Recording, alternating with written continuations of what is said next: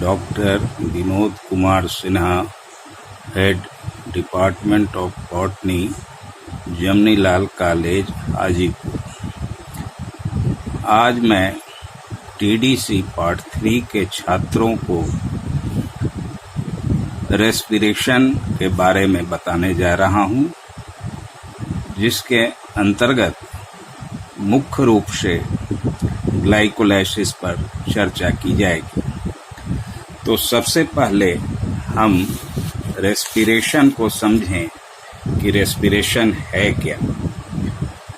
तो respiration is a vital, catabolic, exothermic and oxidative process in which carbohydrate or protein or lipid are broken down into simple substances to form energy।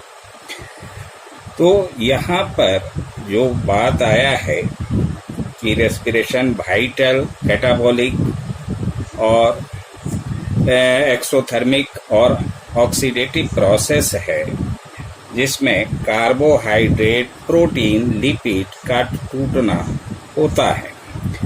लेकिन carbohydrate तो सीधे हम कहें कि वो pyruvic acid में glycolysis क्रिया के क्रम में टूटता है, लेकिन प्रोटीन और जो ये लिपिड है, ये पहले कार्बोहाइड्रेट में टूटता है और तब जाकर के इनका ग्लाइकोलाइसिस होता है और पायरुविक एसिड का फॉर्मेशन होता है। अब ये रेस्पिरेशन दो तरह के होते हैं, एक एरोबिक रेस्पिरेशन और दूसरा anaerobic respiration. Aerobic respiration in presence of oxygen होगा और anaerobic respiration in absence of oxygen होगा। अब जहाँ तक एरोबिक रेस्पिरेशन का प्रश्न है, तो उसमें जो एनर्जी फॉर्म करता है वो अधिक मात्रा में एनर्जी फॉर्म करेगा, जबकि एनएरोबिक रेस्पिरेशन में एनर्जी का जो फॉर्मेशन होता है वो कम मात्रा में होता है। करीब 673, लेकिन अब उसको कंसिडर किया गया है 686 किलो कैलोरी एनर्जी का फॉर्मेशन होता है एरोबिक रेस्पिरेशन। अब एरोबिक और एनएरोबिक रेस्पिरेशन, तो एनएरोबिक रेस्पिरेशन में एक फैकल्टेटिव एनएरोबिक होता है और दूसरा ऑब्लिगेट एनएरोबिक होता है।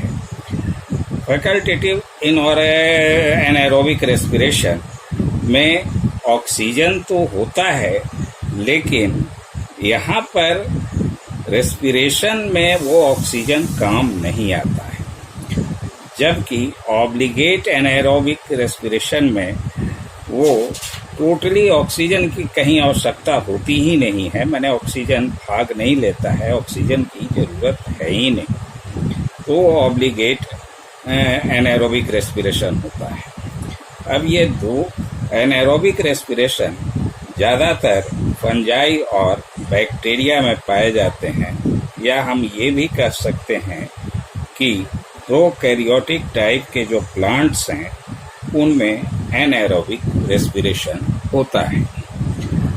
अब जहाँ तक मैकेनिज्म का प्रश्न है, रेस्पिरेशन के मैकेनिज्म का, तो सबसे पहले कार्बोहाइड्रेट जो कि ग्लूकोज के फॉर्म में पाया जाता है, यह पायरुविक एसिड में टूटता है, लेकिन इसके टूटने के क्रम में करीब 10 स्टेप्स आते हैं।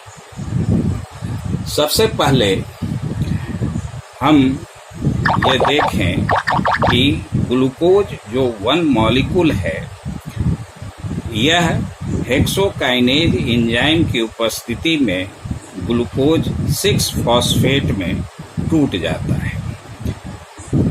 यहाँ पर एक मॉलिक्यूल एटीपी मैग्नीशियम आयन की उपस्थिति में भाग लेता है और एडीपी में बदल जाता है। फिर ग्लूकोज 6-फॉस्फेट ग्लूको आइसोमीरेज नामक एंजाइम की उपस्थिति में फ्रुक्टोज 6 फॉस्फेट में बदल जाता है। फ्रुक्टोज 6 फॉस्फेट फ्रुक्टोकाइनेज नामक एंजाइम की उपस्थिति में फ्रुक्टोज 1,6 डाइफॉस्फेट में बदलता है। यहाँ पर भी एटीपी का एक मॉलिक्यूल भाग लेता है मैग्नीशियम आयन की उपस्थिति में और यह एडीपी में कन्वर्ट हो जाता है। फ्रुक्टोज 1,6 डाइफॉस्फेट एल्डोलेज नामक एंजाइम की उपस्थिति में वो दो तरह का चीज बनाता है, एक तो 3-फॉस्फोग्लिसरल्डिहाइड और दूसरा डाईहाइड्रोक्सी एसीटोन फॉस्फेट। ये दोनों रिवर्सिबल है, एक दूसरे में बदलते रहता है। वैसे तो पाइरुविक एसिड का जो भी रिएक्शन है वो सब रिवर्सिबल होता है। अब हम देखें कि जो 3-फॉस्फोग्लिसरल्डिहाइड है यह फॉस्फोरिक एसिड की उपस्थिति में यहाँ पर कोई एंजाइम भाग नहीं लेता है।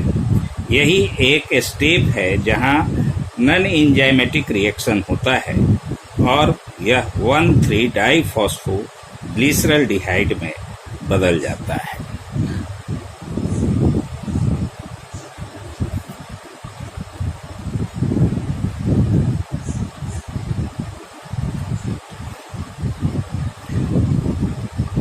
हाँ, 1,3 डाइफॉस्फोग्लिसरल्डिहाइड ट्राइओज फॉस्फेट डिहाइड्रेज नामक एंजाइम की उपस्थिति में 1,3 डाइफॉस्फोग्लिसरिक एसिड में बदल जाता है। यहाँ NAD का 2 मॉलिक्यूल भाग लेता है और यह रिड्यूस्ड होकर के NADH2 का फॉर्मेशन करता है। 1,3 डाइफॉस्फोग्लिसरिक एसिड फॉस्फोग्लिसरिक ट्रांसफॉस्फोराइलेज नामक एंजाइम की उपस्थिति में 3-फॉस्फोग्लिसरिक एसिड का फॉर्मेशन करता है। यहाँ जो ADP बना था वह भाग लेते हुए 2 मॉलिक्यूल ATP का फॉर्मेशन करता है।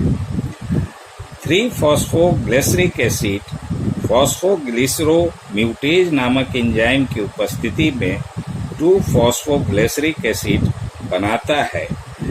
यह 2-फॉस्फोग्लिसरिक एसिड इनोलेज नामक एंजाइम की उपस्थिति में 2-फॉस्फोइनॉल पाइरुविक एसिड का फॉर्मेशन करता है, जो फाइनली पाइरुवेट काइनेज नामक एंजाइम की उपस्थिति में पाइरुविक एसिड का फॉर्मेशन करता है।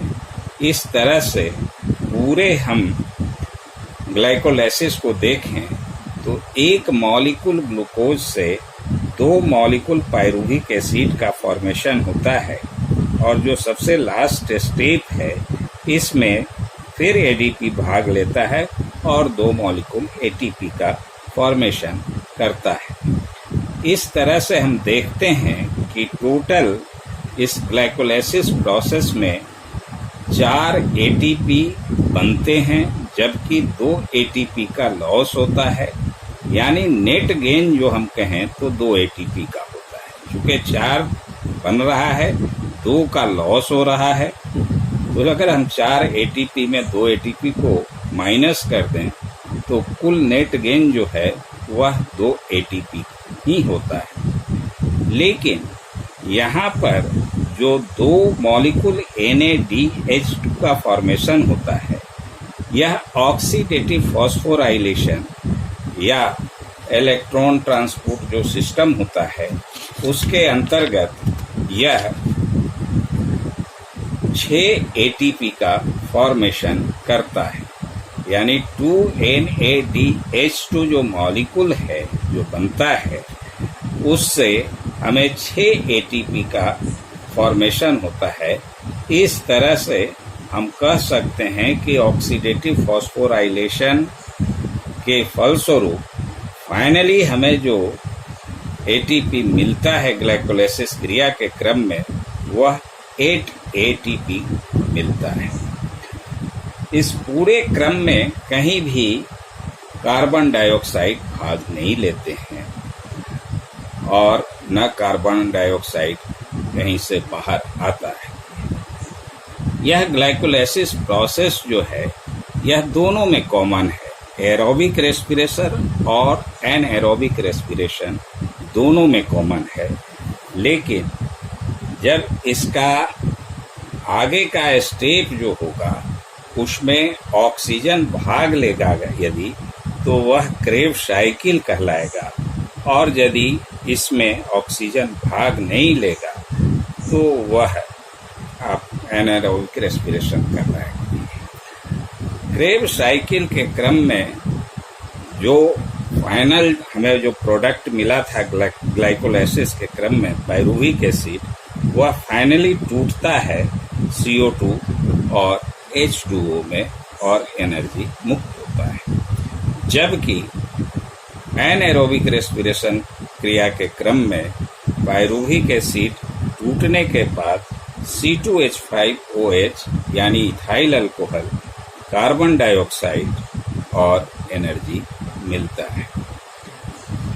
तो क्रेब्स साइकिल क्रिया के क्रम में जो हमें एनर्जी मिलेगा वो 686 किलो कैलोरी एनर्जी प्राप्त होता है। जबकि यहाँ पर एनएरोबिक रेस्पिरेशन में 2 ATP या हम ये कहें कि ऑक्सीडेटिव फॉस्फोराइलेशन के होने के बाद 8 ATP हमें एनर्जी मिलता है। जबकि ATP के हिसाब से देखें तो क्रेब्स साइकिल में 38 ATP एनर्जी प्राप्त होता है। धन्यवाद।